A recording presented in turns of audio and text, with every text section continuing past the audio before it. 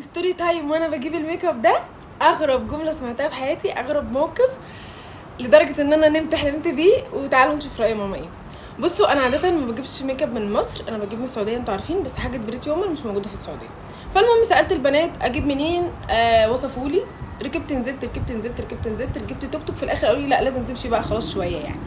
المهم ايه، اول ما دخلت الشارع، هي دي الحاجات اللي انا جبتها. انا اول ما دخلت الشارع على طول تمام، هو الشارع صغنن كده وقدامك ووراكي اللي جنبك كانكم يعني ماشيين جنب بعض جدا.